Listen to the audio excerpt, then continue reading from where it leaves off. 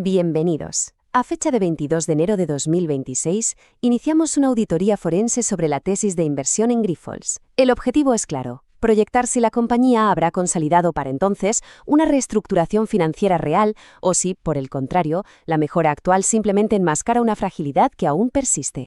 Pues bien, el conflicto para cualquier inversor que analiza Grifols se puede resumir en una pregunta fundamental. ¿Estamos ante una oportunidad de compra generacional o nos enfrentamos a una clásica trampa de valor? A lo largo de este análisis vamos a desgranar si la innegable mejora operativa es suficiente para compensar un balance que presenta un apalancamiento que, duplica al de sus competidores directos.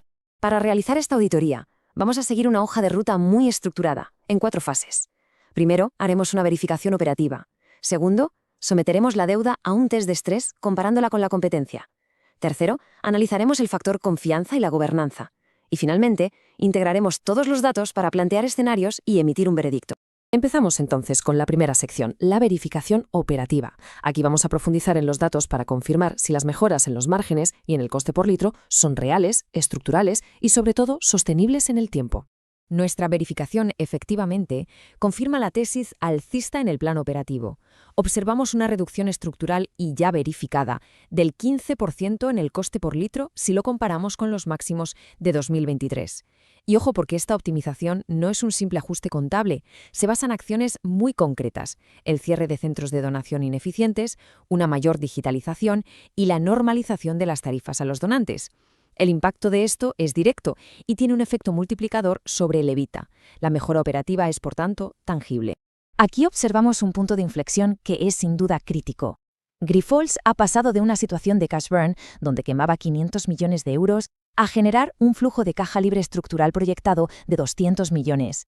El significado de este cambio es enorme. El negocio subyacente ya es capaz de autofinanciarse.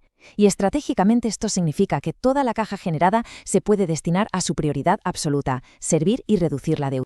Una vez confirmada la mejora operativa, pasamos a la segunda sección, donde vamos a analizar el principal riesgo de la tesis: la deuda. Aquí realizaremos un test de estrés, sometiendo el balance de Grifols a un riguroso análisis comparativo frente a sus competidores. La realidad del balance, si lo comparamos, es bastante cruda.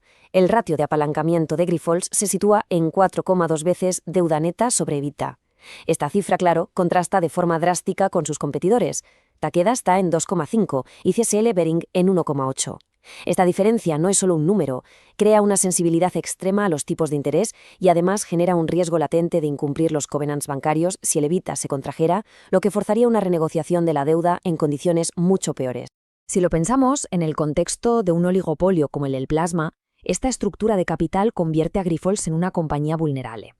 Sus competidores, con balances mucho más sólidos, también han logrado ser más eficientes y por tanto tendrían la capacidad de iniciar una guerra de precios.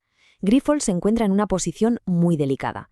Necesita mantener precios altos para pagar su deuda, mientras que sus rivales sí pueden permitirse márgenes menores para debilitarla. Pasamos ahora a la tercera sección de nuestro análisis, el factor confianza. Aquí nos alejamos un poco de los números puros para analizar los riesgos de gobernanza y la percepción del mercado, algo que podríamos encapsular en lo que se ha llamado el impuesto Scranto.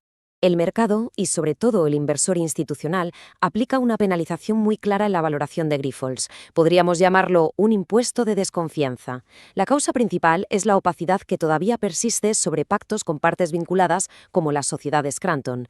Esta falta de transparencia, junto a las dudas sobre la autonomía real del CEO frente a la familia fundadora, genera una incertidumbre que, lógicamente, deprime el PER de la compañía. Los grandes fondos exigen transparencia total y hasta que eso no ocurra, la valoración seguirá lastrada. Y con esto llegamos a la sección final y conclusiva: escenarios y veredicto. En este último apartado vamos a sintetizar todo el análisis para proyectar una valoración para el bienio 2026-2027 y emitir nuestro dictamen final. Bien, nuestra valoración se basa en un modelo probabilístico. Asignamos la mayor probabilidad, un 50%, al escenario base, una recuperación lenta pero constante, que llevaría el precio a un objetivo de entre 12 y 14 euros. Luego, asignamos un 30% de probabilidad al escenario pesimista, la trampa de valor, que limitaría el precio entre 8 y 10 euros. Y finalmente, solo un 20% al escenario más optimista, que implicaría una OPA mejorada por parte de un competidor. Nuestro veredicto final se resume con un sistema de semáforo, que es muy visual. Damos luz verde a las operaciones, la mejora es real y es constatable. Luz ámbar para la deuda, que aunque se gestiona, sigue siendo el principal riesgo sistémico.